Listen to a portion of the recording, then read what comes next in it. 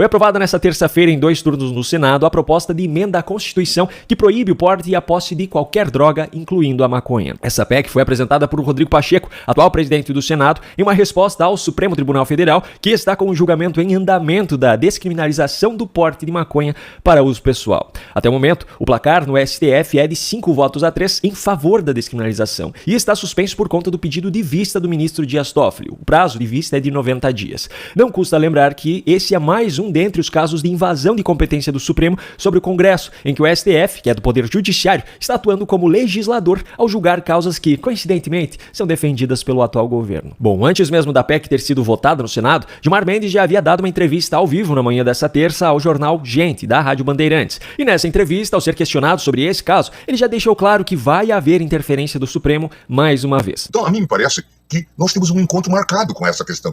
Decidam o que decidir, nós vamos ter que discutir essa separação e tentar entender esse fenômeno e, de fato, tentar descriminalizar, mas não liberar, mas descriminalizar o uso das drogas para que possamos oferecer, inclusive, tratamento a essas pessoas. A separação a qual ele se refere é entre usuário e traficante, que no Supremo é discutida basicamente levando-se em conta a quantidade em gramas da substância que um sujeito está portando. Na última sessão em que isso esteve em votação no STF, você viu que chegaram a ser sugeridas quantidades absurdas da substância para estabelecer esse limite, como, por exemplo, 60 gramas, uma quantidade que, como mostrou o ministro André Mendonça nessa mesma sessão, é suficiente para fazer mais de 200 cigarros. Outra coisa que eu chamo a atenção nessa fala de Gilmar Mendes é que ele fala abertamente que é preciso descriminalizar, ou seja, não é nenhuma defesa de uma análise e votação pelo Supremo, o que já é um absurdo pela invasão de competência. O que ele defende é que o ponto de vista dele seja aprovado e pronto. E eu ainda destaco aqui outro ponto, que não está no trecho do vídeo que eu separei, mas que foi um argumento usado por ele na resposta e que é usado constantemente pelos outros ministros com o mesmo modo de pensar,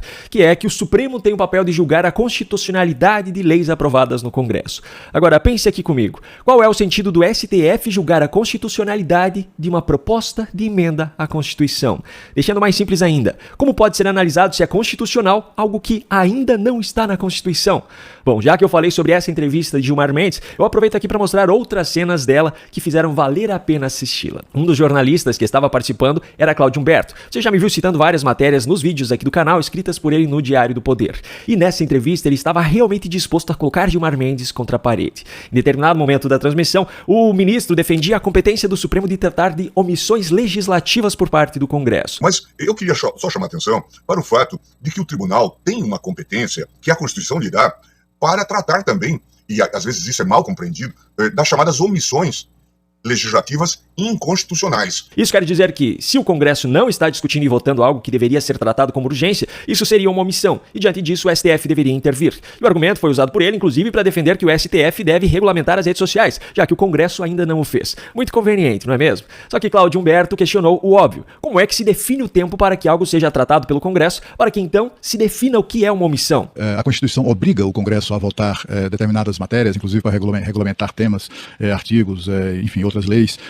Obriga isso? Quer dizer, o Congresso tem que obedecer o tempo, digamos assim, dos ministros do Supremo? Ou... O ministro respondeu de forma completamente evasiva e no fim das contas não respondeu nada. Ele fala que o tempo muitas vezes vem da Constituição, mas não cita o que dentro da Constituição diz isso. Cláudio, em relação à primeira pergunta, aqui não se trata de um tempo do Supremo. Muitas vezes é um tempo que decorre da Constituição. Outra pergunta do jornalista que colocou Gilmar Mendes contra a parede foi sobre a Lava Jato. Não é segredo para ninguém que Gilmar Mendes vive falando mal da operação, condenando-a de todas as formas possíveis. E nessa entrevista não foi diferente. Só que depois do ministro ter feito suas já tradicionais críticas, Cláudio Humberto pontuou que, apesar de qualquer erro que possa ter sido cometido, a operação revelou vários casos de corrupção, muitos deles confessados pelos seus praticantes, e também permitiu que bilhões de reais fossem devolvidos aos cofres públicos. A pergunta feita por ele foi diretamente na veia, sobre as prioridades controversas ao tratar desse caso. Por que a Justiça se ocupa tanto nessa, entre aspas, caçada aos integrantes da Lava Jato e esquece, ou pelo menos não parece priorizar, não parece estar preocupado em julgar aqueles casos,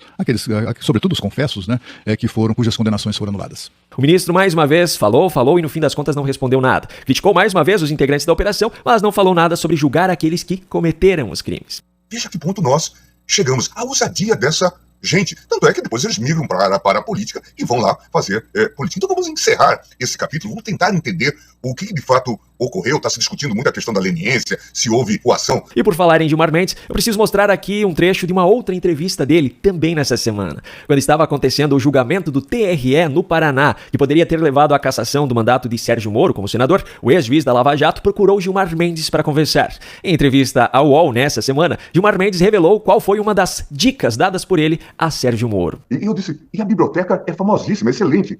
E você revela algumas lacunas de informação. Então aproveite a chance que você está tendo no Senado. E obviamente que ele não está lá muito ocupado, não está. Então, mergulhe-se na biblioteca, né? Então, é uma chance de suprir esses déficits de informação, né? E de formação.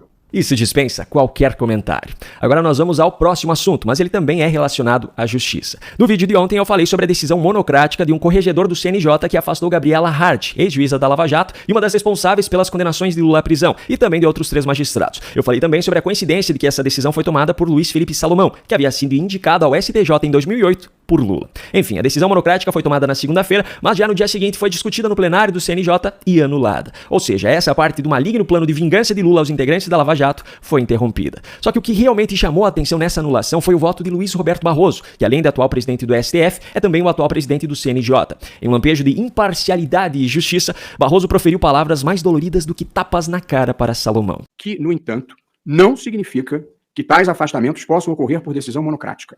Ao contrário, as normas aplicáveis não deixam margem de questionamento sobre a necessidade de uma decisão colegiada e com quórum reforçado de maioria absoluta para tal providência. Eu não ignoro que já houve precedente aqui no Conselho Nacional de Justiça, mas ali, no precedente, se registrou a absoluta excepcionalidade da medida necessária para, aspas, evitar a ocorrência de danos que se consumariam antes de uma possível reunião do Conselho. A decisão foi tomada ontem e o Conselho se reunia hoje. Entretanto, haja vista o desenvolvimento mais recente dos julgamentos em meio virtual, é possível a deliberação colegiada a qualquer tempo, em plenário virtual, ainda que de forma assíncrona e em sessão extraordinária, com prazos mais curtos para a votação, se a urgência do caso o requerer. Portanto, nada justifica que essa medida tivesse sido tomada monocraticamente, com todas as vênias, e respeitando quem pensa diferentemente, considero que a medida foi ilegítima e arbitrária e desnecessária o afastamento dos juízes por decisão monocrática, sem deliberação da maioria absoluta e sem nenhuma urgência que não pudesse aguardar 24 horas para ser submetida a esse plenário.